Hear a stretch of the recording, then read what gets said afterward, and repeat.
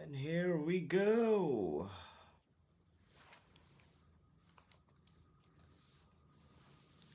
Live on YouTube, live on LinkedIn. There we go, live on LinkedIn. And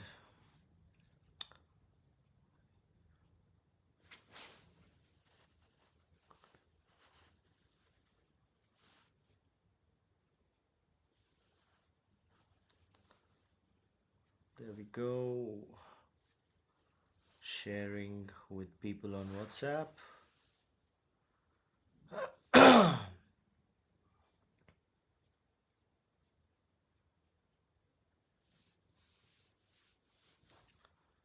there we go.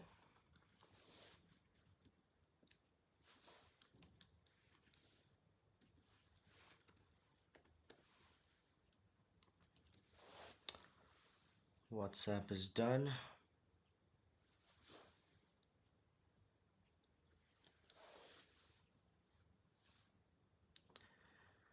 And we're ready. And vocals are good on YouTube. I'll just check myself on LinkedIn.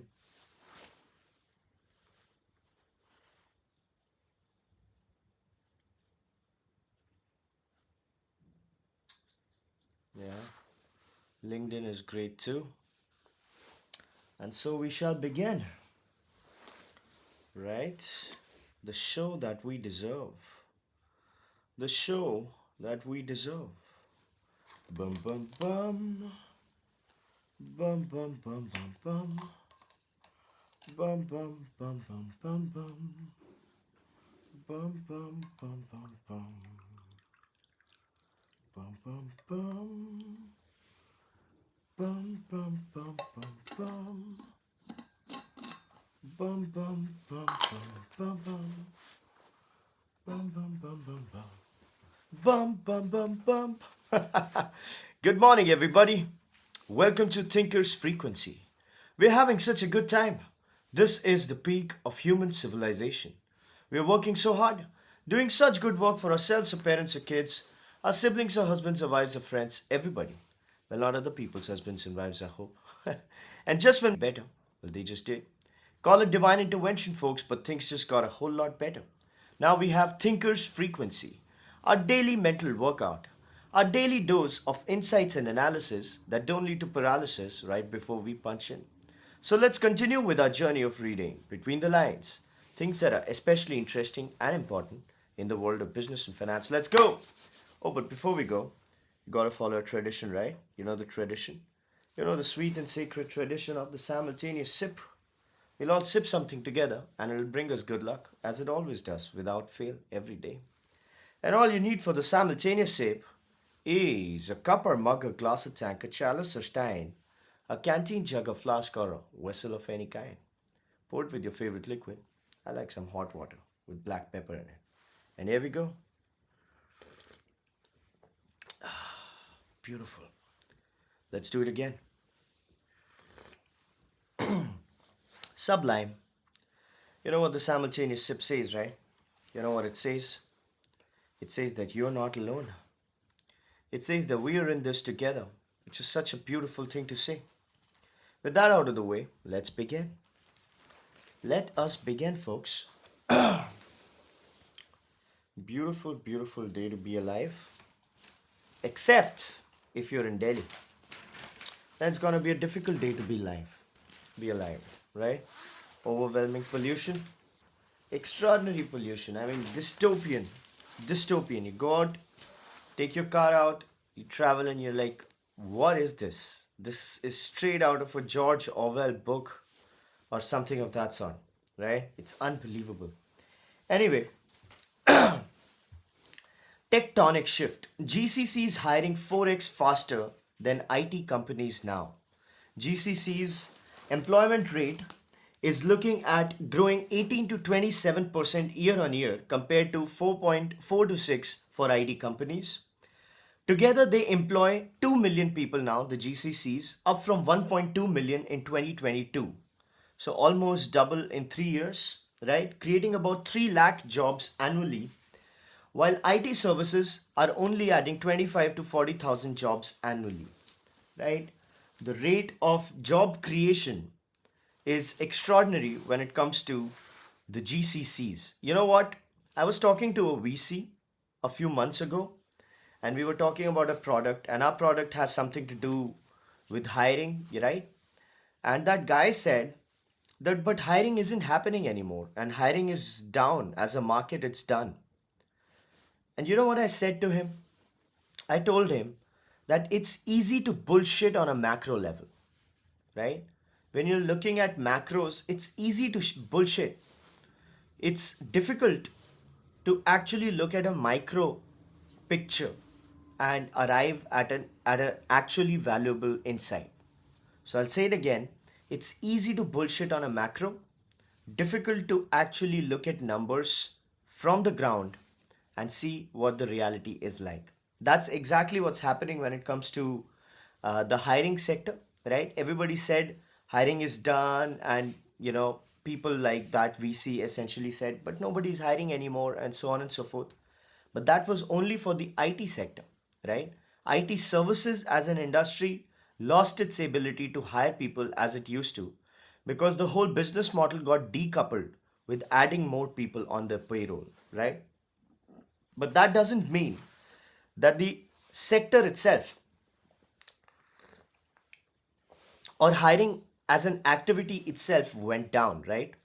Just as IT services companies went down, GCCs took the mantle up, and not just took the mantle up, but they raised the bar, right? And that's exactly what's happening. So very easy to bullshit macro, better to look at micro, look at the ground, keep your ears to the ground, and actually read between the lines, right?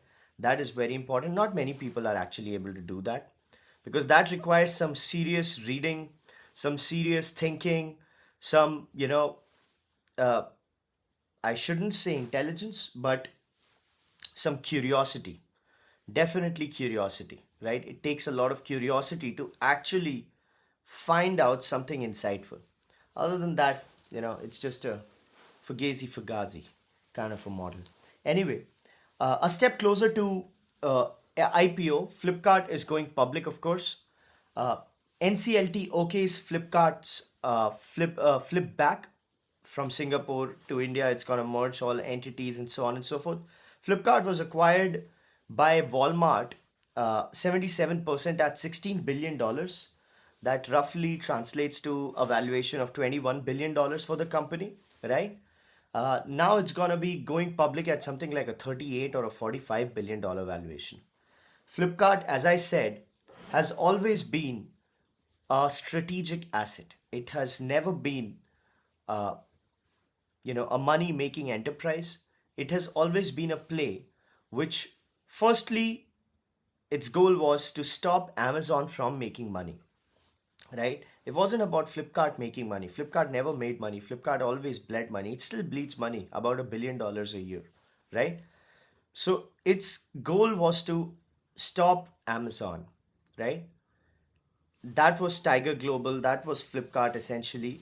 Whatever money it stopped Amazon from making was a win. And then, when Tiger Global turned the page and handed it over to Walmart, it's the same thing, right? There's someday going to be looking at making money. That day is not today, that day is not tomorrow, but that day is gonna be somewhere in the future. But till then, it's a tremendously valuable financial asset, strategic asset, because back in 2018, the company was valued at $20 billion. Now it's at $45 billion, approximately 38 to $45 billion. That means that the company has doubled in value. So Walmart's stake on paper, the books are green. Then there's also PhonePe, right, which was a wholly owned subsidiary of Flipkart. It's now valued at $12 billion. So essentially, Walmart's transaction of about $20 billion is worth $50 billion, roughly $50 billion, if not more, in a matter of 7 years. So that is Flipkart for you. right? Very interesting story. Perhaps one of the most interesting stories to have come out of the Indian startup ecosystem, right? And if you want to know very deeply about that story, how it came to be, how it grew, and so on and so forth, you should definitely pick up a book called The Big Billion Startup. It's written by Mr. Mihir Dalal. He was a journalist at Mint who tracked Flipkart closely, and he wrote a book, a very good book. He was trying to get a movie made on it, but that hasn't panned out as yet. I had a conversation with him in one of my I Read This Book series. I interviewed him. Back then, he was looking at making a movie that was about, I guess, 2020, 2021. It's been 4 years, more than 4 years, and that movie is not there. It's very difficult to make movies, man. Very hard to make movies, right? It's not easy. It's not easy at all. But anyway, that was Flipkart going public. That book, by the way, had also a lot of cinematic quality. So I'm actually very interested in reading, or let's say watching its movie. It had humor, it had drama, it had tension. It was a real life story, right? Life is stranger than fiction sometimes. And Flipkart is that story. You know how Flipkart got funded by Tiger Global? So Flipkart was essentially trying to raise money from Axel. Nothing was happening. But there was somebody called Abhishek, Mr. Abhishek Sharma, he's currently running Traction, right? So he was an analyst at Axel, and he was a very good friend. He was a classmate of the Bunsels, right? So he was trying to pitch about Flipkart to Axel. These people were not investing money, right? And these people, Flipkart guys, they were not being able to raise money from anybody because people didn't understand and so on and so forth, and they said kyun kar rahe ho and so on, right? Then what happened was, uh, but they were building the company, right? So they were doing whatever they were doing, and their Google search engine optimization in that era was great. So 2007, 2008 they started. At that time, search engine optimization was the most important quality, and that was very very good. So somebody called Lee Fixell, right, who had essentially sanctioned Bain to do research on the startups to watch out for investment, because Tiger Global was a great startup fund and they were looking out for startups to invest. So they sanctioned Bain and they gave a report, and that report was basically thrown in the dustbin. But he was just doing a Google search, and when he was trying to search for anything related to e-commerce, the Flipkart results were always on the top, right? And so he wanted to invest in Flipkart, okay? And he reached out to these people by mail, and he said, I'm going to invest and so on and so forth. But he's an extremely private guy, Mr. Lee Fixell. He's still a very very very private guy. So these guys saw the email and they were like, spam, right? So they just deleted it. Bunsels. Uh, the next thing is he tried to reach them out through customer care. They were like, somebody from US wants to invest, and they're like, spam, right? Out. And that sort of frustrated Lee Fixell. But he reached out to then Mr. Deep Kalra, the founder of Make My Trip, a very, very nice guy. I have been very fortunate to have met him many times. He's a terrific mentor. So he asked him to make a connect to the founders of Flipkart so he could actually talk to them.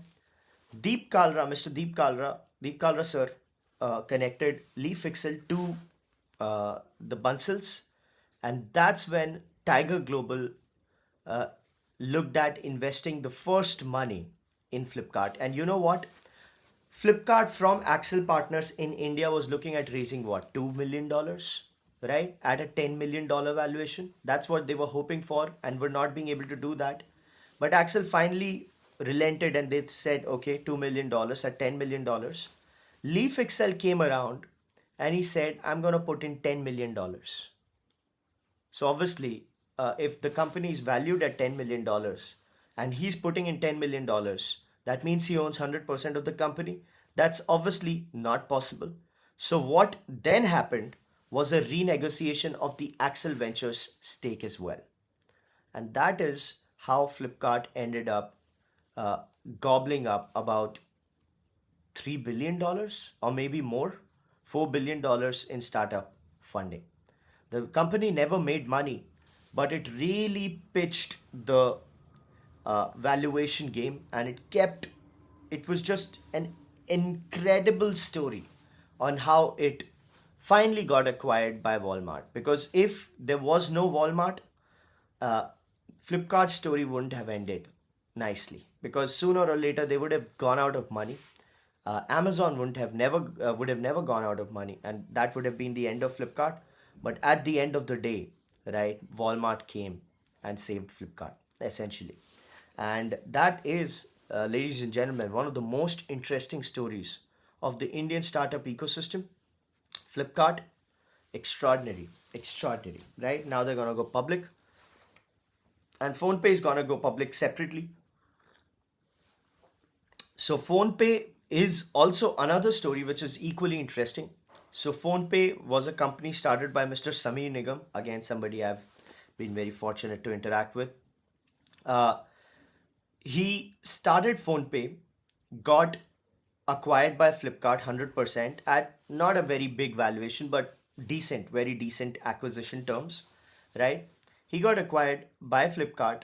The company began growing so fast inside Flipkart that it essentially became even more valuable than Flipkart in many ways. Like, not objectively, Flipkart still was valued more, but it had to be spun off as a different entity, right? Still under Flipkart's, but it had to be spun off and launched as uh, you know, a different IPO with Walmart, within Walmart. So that is again one of the greatest, if not the greatest, intrapreneurial stories of all time. So Mr. Sameer Nigam was an entrepreneur. He got acquired by Flipkart, but within Flipkart, what PhonePe achieved was something that even PayTM couldn't achieve. So PayTM valued itself at $20 billion during the IPO. That fell down to what, $5 billion. PhonePe grew like this, and it's right now worth about 12 to $13 billion, if I'm not wrong, right? So nobody comes close. How do you think of that story, folks? Does it make you feel something, right? It should. I hope it does, because it is. If this doesn't make you feel something, nothing in the startup ecosystem will ever make you feel anything. This is, without doubt, the most interesting story, or a bunch of stories to have come out of India. You know, in a related story, the founders of Flipkart, of course, Mr. Sachin Bansal went on to found Navee. Mr. Binny Bansal went on to become an investor, right? When you look at Bansals, Sachin Bansal and Binny Bansal sirs, they invested. They were the first guys to essentially invest in Ether, which is now, you know what it is. The core team of Flipkart consisted of somebody called Mr. Sajid and Mr. Ankit Nagori. So these were number 3, number 4 people, right? The whole core team base. Mr. Sajid started something called Udan, which again was a hyper inflated, like a very, very heavy money raising company. Udan, it basically, it's not doing well. And then Mr. Ankit Nagori, who started uh, cult.fit with Mr. Mukesh Bansal, and now is running Curefood. So cult.fit was started by Mukesh Bansal sir, whose first company Myntra was acquired by Flipkart. So you see, it's all that network, that little network got Flipkart, Myntra, Curefood's, Udan, and so on and so forth. All of those companies came out because that one phone call, that one person, Leaf Excel, essentially landed on this company. And you know what? The story becomes even more interesting because Leaf Excel also invested in something called, what was that company? So they also invested in a competitor of Flipkart, which I'm forgetting the name of. It was an electronics sales company. So Flipkart started with books, just like Amazon. That particular company started with electronics. Okay, and they uh, let's buy. It was let's buy. Yeah. So they funded that company, and that company was doing well. And electronics, is more profitable than books, because electronics as a market had more potential than books. So they also funded that company. Leaf Excel didn't just invest in Tiger, but then Leaf Excel wanted to double down on Tiger, and what he did was he stopped funding Let's Buy. So Let's Buy was supposed to get money in December, January, and they were like chilling. They were vacationing in December. They said money is coming in 20 days, and then that money didn't come at all. Okay, and when that money didn't come, is when Let's Buy was left with just 2 or 3 weeks of runway, and they had to be fire sold to Flipkart. And that was the end of Let's Buy. So, this world is built on very, very interesting stories. What do you think about those? How was that, folks? Did you like it? You don't get to hear these stories, right? I mean, nobody knows. But as the dude said, well, that's what you come to me for. Moving on, folks.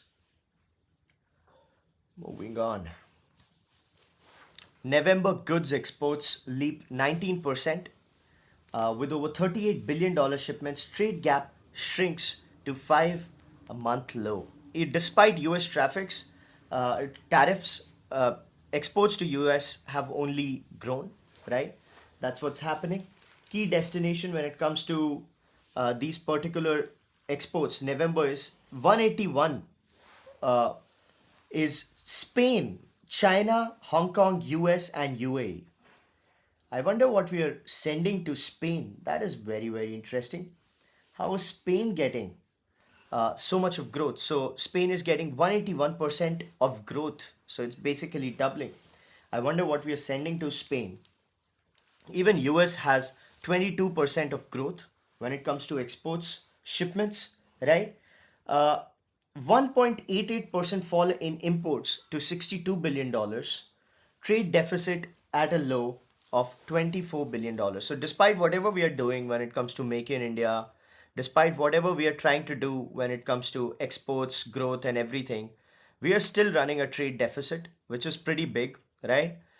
China, on the other hand, despite not growing so fast, despite their PMI less than 50, or is it more than 50? It's right. It's basically shrinking, but not too much, right? They still have a trade surplus of $1 trillion a year, right? Which is extraordinary. Which is extraordinary. Due to the trade deficit, due to the exiting of capital, due to everything that we do, right? When it comes to the FPI sellouts and money escaping India, the tariff situation, everything, Rupee is continuing to fall in a continuing story, right? People are thinking it's going to touch 91 to 92 rupees per dollar, which is not good at all. Rupee has already fallen 6%.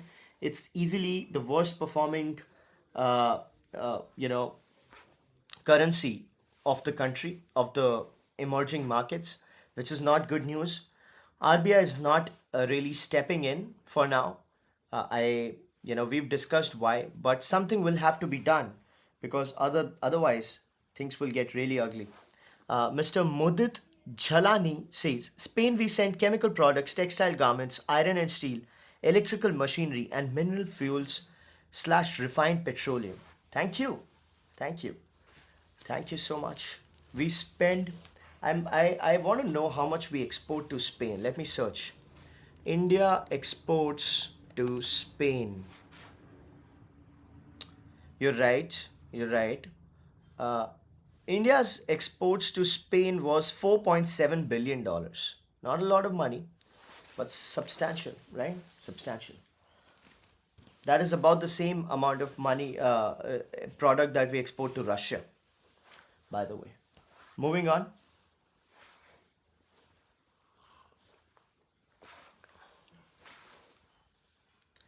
Over 60% of SMEs pharma units may shut down by this month end. This is also an evolving story. We've discussed it, so it might not be a surprise to regular viewers of Thinkers.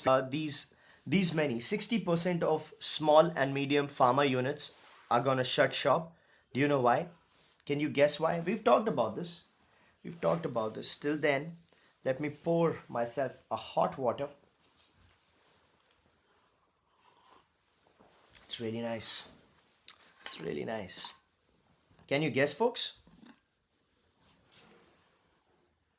Quick commerce. No, no, Mr. Sumanth Kumar, no. We are basically going to shut down these many SMEs of pharma companies because of the stringent norms, the regulations post the cough syrup problem, right? Indian cough syrups were bringing national shame, and Indian pharma exports were failing quality standards. Not just exports, the exports problems of the cough syrup happened in 2021, 2021. Yeah, Gambia and all of those people who died unfortunately because of our bad cough syrups. But those cough syrups ended up hurting Indian kids as well. If you remember, in Rajasthan and Madhya Pradesh, as a response to which the government made stringent norms on quality and manufacturing processes like the GMP, which is called Global Manufacturing Processes Standards for Pharma, right? These companies said that we'll not be able to upgrade ourselves so quickly. So we want to, we want some time to make these upgradations when it comes to our manufacturing facilities. Well, that happened, and those people essentially said we are gonna shut down. So they are threatening that they'll shut down. It will lead to a lot of job losses. It will lead to a lot of second order effects, which are very, very detrimental, and so on and so on. Let's see if the government stands its ground. The government stood its ground in a similar situation. You know which one, which was the airport play, right? The airline, Indigo airline. At the end of the day, the government had to cut a sorry face. Let's see how these particular companies, if they would be able to arm twist the government in a similar fashion. You know what? That's very hard because Indigo is a 65 to 70% market share monopoly in the Indian airline business. These are small companies, right? So even if they die, they die. Fairness is a myth. Moving on, folks. But by the way, that said, I'm all for these reforms. These companies have been able to continue working because of corrupt babus. Those people took money and kept these pharma companies, these manufacturing facilities, manufacture bad products, right? Unsafe products, which ended up killing people, right? They ended up killing people. It's only because of these babus. So let's see how this situation evolves, folks. Supreme Court says will pass effective and enforceable orders related to Delhi pollution, because what's the point of passing orders that cannot be followed? Well, thank you, my lord. Thank you for nothing. By the way, India has come out in the open. They've recreated a drone that was captured during Operation Sindhur, and it's a clear Turkish drone, and they are displaying it as Pakistan and Turkey's allegiance in actually hurting India. So let's see what happens there, folks. Very weird. Army displays reconstructed Turkish Yiha drone, right? Which is a kamikaze kind of a drone. Moving on, folks. Speaking of defense, a defense panel proposes vendor benchmarks phasing local content. So, as you know, defense manufacturing or defense procurement has serious local content norms, because you cannot have Chinese chips and Chinese products, at least in the defense sector. So what they've done is, instead of 50% localization, right away, what they're doing it is they're phasing it out. They're like allowing 20% localization. Then they're giving a 1.5 to 2 year period of time for these companies to increase that localization of IC to 50%, and that is their norm. So moots a single vendor route for Indian low cost technology purchases of up to 100 crore rupees, right? Very necessary.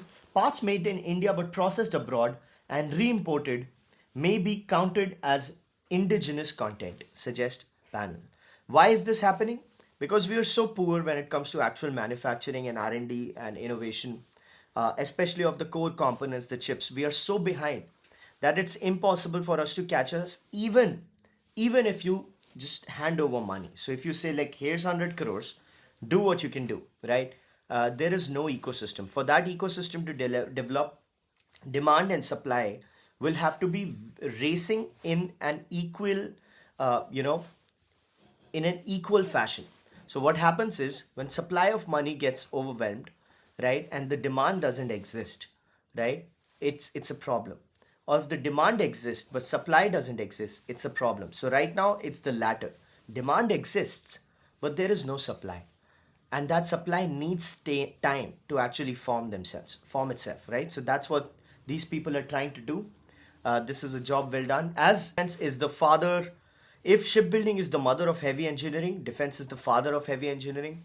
Defense is everything, right? Defense will lead to a new era of technological independence for the country. It's only defense that can do that.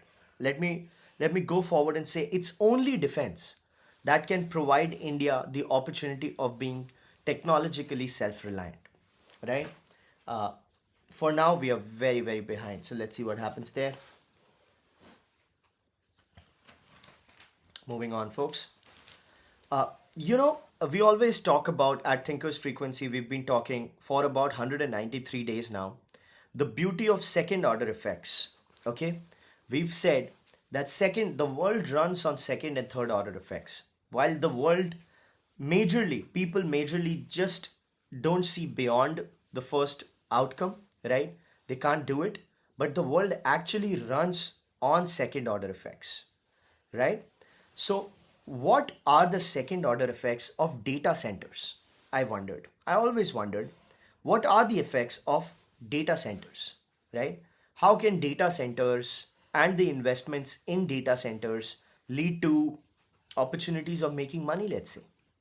Okay, or if not opportunity of making money, just for intellectual curiosity, what would be the second order effects of such heavy investments in data centers? So we talked about they're gonna have real estate prices are gonna go up, of course, right? Power demand will be up, so power companies will be doing well. The renewable power guys, the nuclear power guys, they will be okay, right? There's gonna be a lot of action when it comes to electronics components, the wires guys, right, who are basically manufacturing wires. Construction companies, they're gonna be very happy because they're gonna get the contracts for this. A very interesting thing that I hadn't thought about was HVAC, heat, ventilation, and air conditioning. Data centers require a lot of cooling, folks, and data center cooling demand is essentially growing up. So companies are saying that for now, the data center as a B2B business, part of it's just 5%, and it'll go up to 30% for the air conditioning industry. So all the people, the Voltas, the Blue Stars, the Havels, all of those people will be looking at this B2B opportunity to essentially cool the data centers, the grids, and so on and so forth. So that is a beautiful second order effect of the data center industry. Did you imagine that? Well, I didn't. I couldn't until now, right? And now I'm very happy to learn. I'm sure you are as well. So let's look at some numbers. India's IT load capacity is at 1.4 gigawatts as of Q2, right? $32 billion investment announced by local and global tech. Overall investments of 60 billion, right, 2019 to 2024, set to hit 100 billion by 2027. At this moment, right, if you look at all of those AC companies, LG Electronics, and so on and so forth, their contribution, the B2B business, is at 5% currently, and they'll be looking at 30% in days to come. How's that? That is so interesting, right? We didn't discuss it, right? Even though we talked a lot about the second order effects of data centers, We didn't really peg it, though we should have. Though we should have. So it would have been a very simple and easy prediction. Let's figure out another prediction. Let's find out one more company or one more industry that can benefit. I'm thinking on the fly. If you have thoughts, share.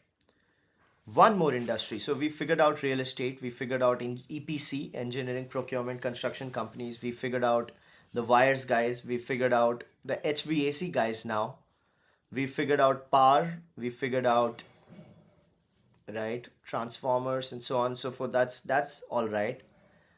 Can you think of one more industry that will actually benefit from data centers?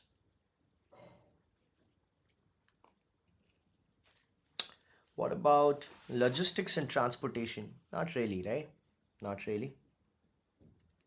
Not really. I think lighting could be an industry.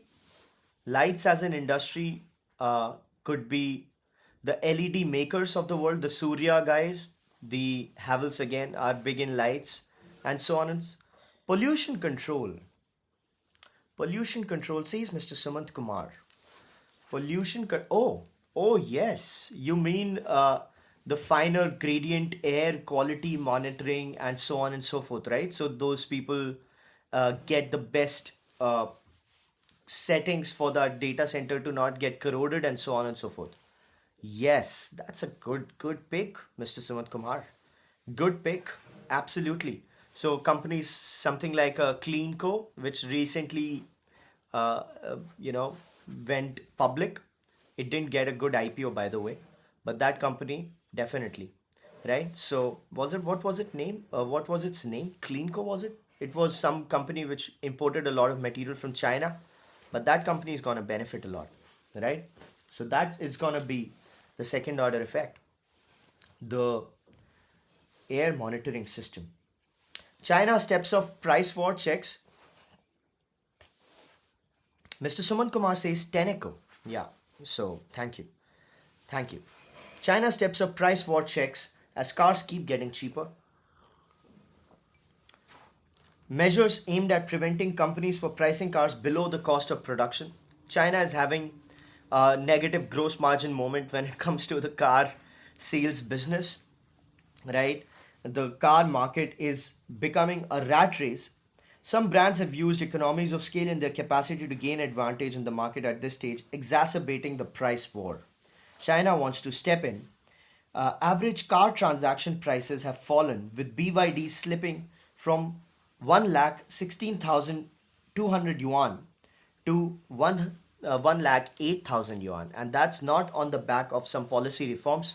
That's just companies playing, the pricing game. That's huge. That's very, very huge. Moving on, folks. IPL is going to have lucrative sponsorship deals without the gaming companies, the Dream 11s of the world. Let's see how that plays out.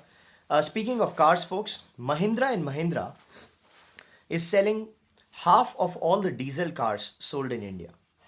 So diesel is basically practically getting phased out when it comes to India, right? Maruti is they don't have a diesel line essentially, right? But M&M is selling half the cars in India right now. XUV makers share in such diesel expected to rise to 56%. Is it a good news or a bad news? Right? In the short term, of course, everybody would think this is a bad news. This is dependency on poor fuel and so on and so forth, right? Electric vehicles are gaining all the ground and so on, right? And cafe norms, the diesel emissions and so on and so forth. But, all of those things are becoming very dubious, right? European car market, just yesterday we discussed how they were talking about pushing the electric vehicle mandate to the future. They don't want it, right? They are talking about competing with China. They'll not be able to do that if electric vehicles get screwed. Ford, by the way, has taken a $20 billion hit. So they've written off $19.5 billion on electric vehicle related expenses, electric vehicle related investments. They're saying that the Ford F-135 or something of that sort, their truck, that electrification of that truck is out. So Ford is rolling back. EVs are throughout the world getting rolled back, the plans of it. Does that mean that the EV game is a fad? And if Mahindra and Mahindra sticks to diesel, it's gonna make gains? Or is it just gonna be bad news compliance and burdens wise? That is an interesting question, folks. That is an interesting question. Most likely it's bad news, but it's fun to look at those angles as well, right? Nobody knows. Maruti to localize EV parts soon. Localize battery production and critical components over the next few years as a part of strengthening the EV ecosystem in the country. Vitara, domestic market, EV ecosystem. Importing batteries, but yes, we have a plan for localization. It's on the cards in a phased manner over the next few years. So, as I've said, when you're talking about EVs, who wins? Who wins? No matter who makes the EVs, where the EVs get sold, who wins? Can you guess? Can you guess who wins, folks, when it comes to EVs? There's one word, China, says Mr. Sumanth Kumar. It's China who wins, right? And so without localization of parts, EV revolution is basically handing over the world to China on a platter, right? So every company, every country is looking at deleveraging that position. Let's see what happens.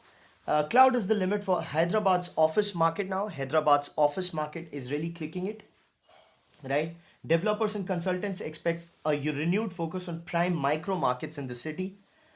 Great land acquisitions to boost demand and so on and so forth. Andhra Pradesh is doing really, really well. And it's just amazing whatever is happening when it comes to their real estate markets now, because they are the ones who are getting all the investment when it comes to data centers, right? They're killing it, and I'm very, very happy. All credit goes to, I shouldn't be political. It's not political, right? If I'm just pointing out a policy flavor, Mr. Chandrababu Naidu. He's really going out of the way to get investments for the state, which is great news. Which is great news. I hope that's not political. We don't discuss politics. We want to stay away from politics, folks. Moving on. There's a bullshit article which has been written in today's ET. Mr. Puran Chaudhary and Mr. Pranam Mukul have written this. It's all about profitability. Newest companies spot a winning formula on street, right? Public market investors are now prioritizing earnings, visibility over headline growth. Now, this is the kind of BS which was not necessary, right? It was not necessary to write this, that public investors are now looking at profit. Earlier, they were fine without profit. Now they're looking at profit. The companies, they found a winning sweet spot. What is that? Profitability. Profitability is the new fashionable thing which is attracting everybody. This is the kind of bullshit which should not be written. It's a waste of paper, right? But anyway, folks, Karnataka's space tech policy targets $5 billion funding in 5 years. Space tech, a lot of money. The government to spend design and launch of over 50 satellites, says Mr. Priyank Kharge, who's the IT minister. Companies investing up to 100 crores will receive a 20% subsidy. So 20 cents on the dollar, that is the subsidy play. Space tech really looking up, and that is very necessary. But unfortunately, when it comes to the Make in India component of the space tech companies, that is still, outside. But at least we are beginning, right? So always things happen. Firstly, there's an assembly thing, which Mr. Ajay Chaudhary called screwdriver technology, where you just import parts, put them together, and then slowly and steadily, if politics is in line, you can start making those parts as well. Which brings us to another insight that we keep discussing.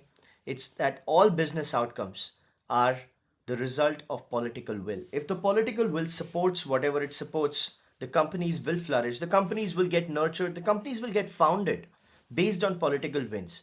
If political wind is antithetical, the industry itself dies, and very, very quickly. Very quickly. Moving on, folks.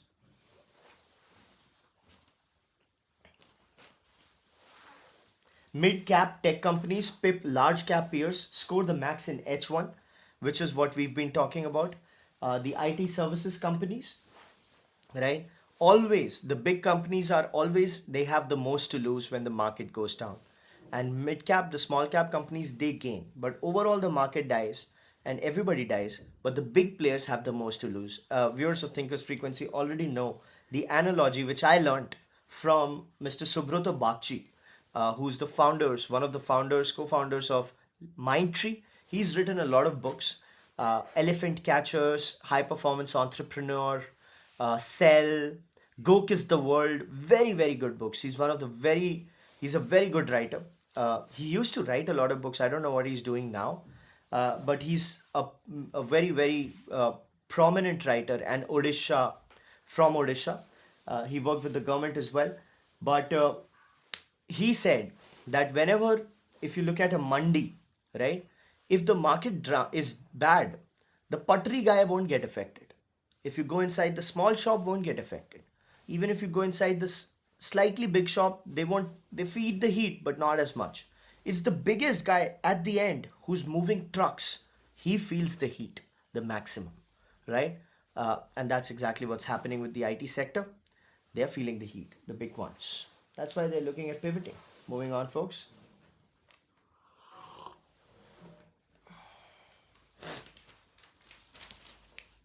How's the episode? I'm really liking it today. Despite less messages from people, it's pretty nice, right? Good discussions.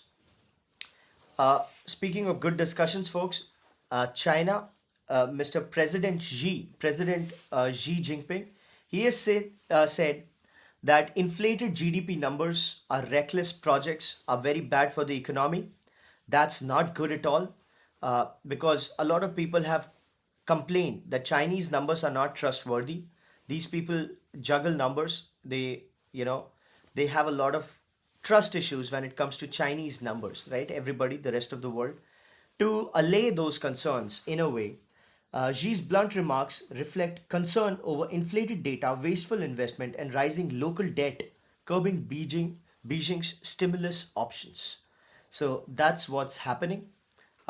China is trying to essentially uh, position itself. It's a trust problem that they're trying to figure out. So it's not a signal of a weakness.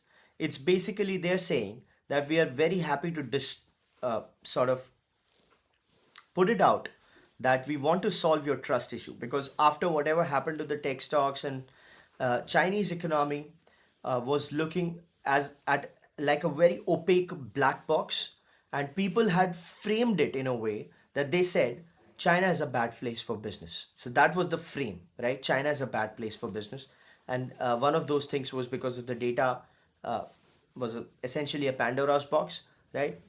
Which nobody could access. They want to open up, right? Retail sales growth at a COVID era low. Chinese growth not that great, despite all the money they make. Moving on. People are saying that ECB will not move the rate, that is European Central Bank. RBI will also not move the rates, they say. They say that RBI is going to stick with the rates 5.25 for now. No magic to happen in February, because, a lot of things move, right? The banking sector was showing a recovery. Now it's back again in struggle. ECB, RBI, they're going to be staying put. That's what's happening. Moving on, folks.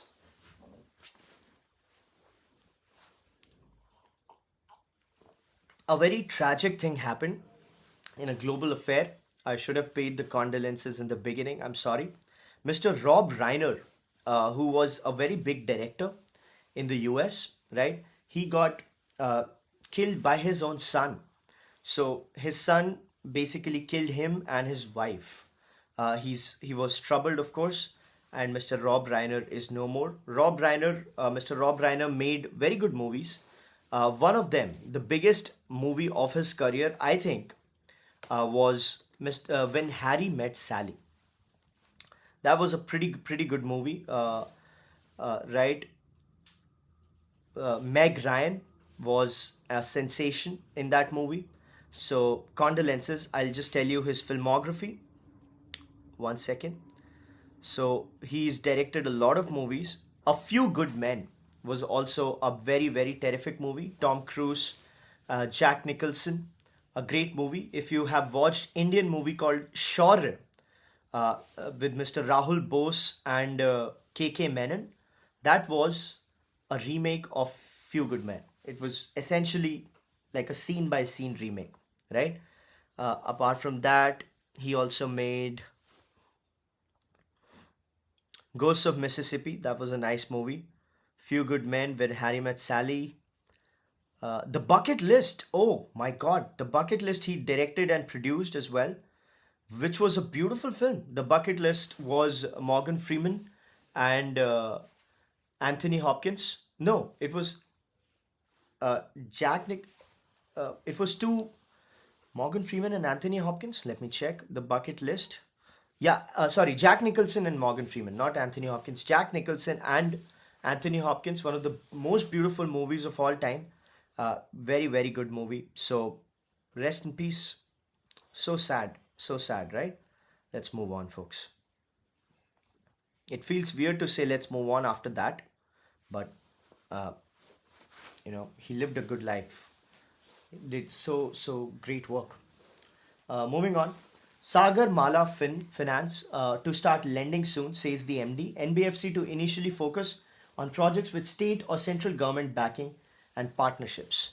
Sagar Mala is very important for the country. As we've discussed many times, the maritime sector is extremely important. This is going to be the country's first maritime sector specific non-banking finance company, and which is very, very important for India, right? Gold has gone up, folks. Did you notice? $4,000, 1,37,600. Gold is not showing any signs of slowdown. It's gonna be very undue. People are saying that AI is going to be a bubble and it's gonna pop, with OpenAI going to be the first casualty, as Dr. Michael Burry said. Mr. Arvind Krishna, he has been saying the same thing over and over again. The justification of these investments that are being made are impossible, and it's gonna hurt OpenAI. People are saying that OpenAI will be bought at a fraction of its $500 billion dream by Microsoft. That's gonna be how it ends. Let's see how that particular thing moves forward. Moving on, folks. New industrial demand for gas prices is going down. City gas distributors turning to propane and other substitutes to retain customers. LPG is not going well. Why? Because LNG is not going well. The natural gas is not going well because crude derived LPG is very, very low. The price of that is low. That leads to a second order effect of city gas distributors facing the heat, right? So if you look at LPG, the prices of, they say, commercial segment declined 17%, factory connections 39% fell because crude oil prices are down about 17% on average in 2025. It's hard to persuade new customers because the current cost economics favor alternate fuels. That's how the world works, right? Small factories, hotels, restaurants were used to be very good customers, but those are falling. Sensitivity to gas prices. Moving on, folks. Weather takes a toll. 300 flights cancelled due to fog, or is it smog? It's definitely smog, right? Moving on. Battery energy storage costs have fallen from 10.18 rupees to 2.1 rupees. Battery energy storage, which is a very, very important metric when it comes to usability of solar energy, that is way down.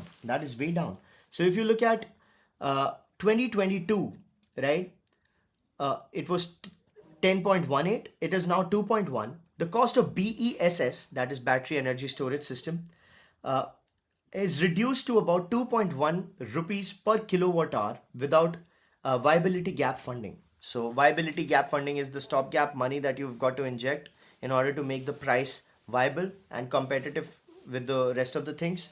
Without that, it's at 2.1. However, it is stated based market trend that its BESS will be utilized for 1.5 cycles per day, which corresponds to 2.8 kilowatt per hour, rupee per kilowatt hour, right? So average is going to be about 2.5 rupee per kilowatt hour. To make battery storage affordable, Ministry is administering a viability gap funding of 3,700 crores, 60 crores. So that's what's going on. With battery prices going down, obviously, alternate fuels are going to be very great, like wind and solar and everybody else. They're going to benefit a lot. Wind is not a good news, but solar can be considered as a good news for sure. Let's see how this particular play works out. For now, it'll be China's victory, right? Because everything when it comes to batteries and all comes from China. That is not a good news.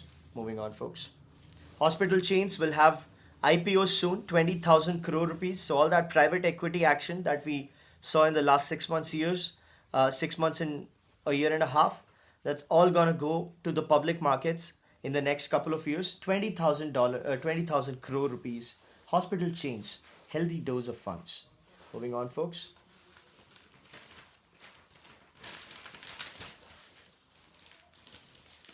We've talked about how mutual funds are facing margin pressures, right? Volume to compensate, says Mr. ICICI's president, Mr. Nimesh Shah. ICICI Prudential AMC, very large. They say volumes are going to make up for whatever this TER thing, the total expense ratio. Even if it goes down, it's going to bring more people into the mutual fund game, and that's going to lead to more investments. Moving on, folks.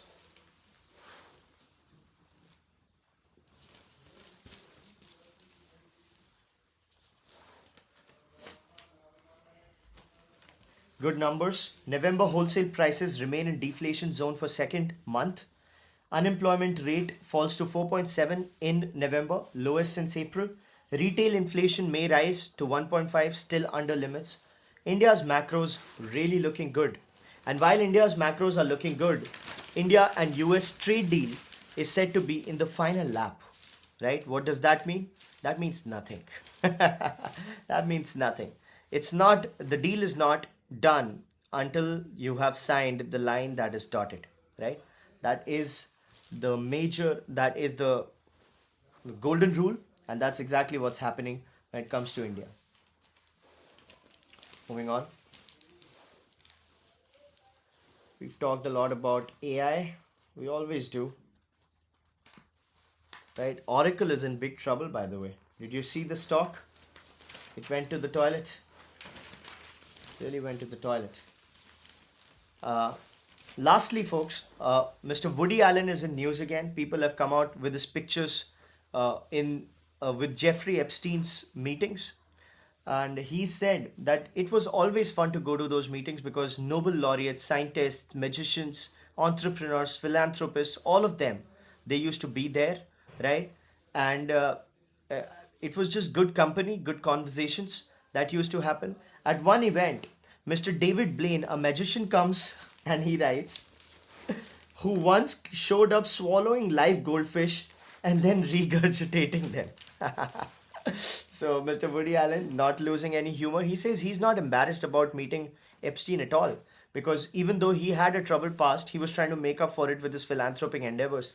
And he invited all the big people and he went to those meetings. So no concerns there. And that's how he fights the cancelled crowd, right? The dinners were full of illustrious people, college professors, scientists, Nobel laureates, accomplished people who were fun to listen to. So everybody knows I'm a huge fan of, whoever is watching this must know I'm a huge fan of Mr. Woody Allen. He's like a hero for me as a filmmaker, as a writer, right? In fact, I was just reading his book, What's with Bomb, right? It's a new book that has come out. Very, very interesting. But it's always fun to listen to him. You know why? You know why? Because he's funny. He's funny.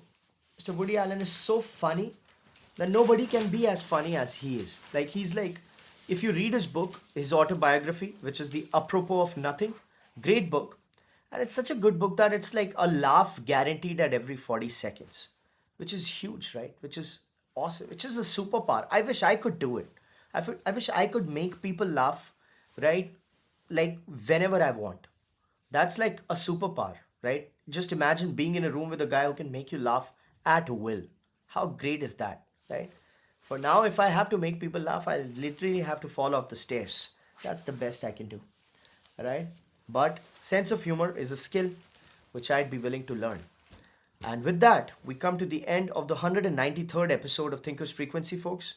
Our daily mental workout, our daily dose of insights and analysis that don't lead to paralysis. Right before we punch in, it's 9:20. We should punch in anytime soon. I wish you luck. I wish you have a beautiful day personally and professionally. I'll see you tomorrow, same place, same time, hopefully.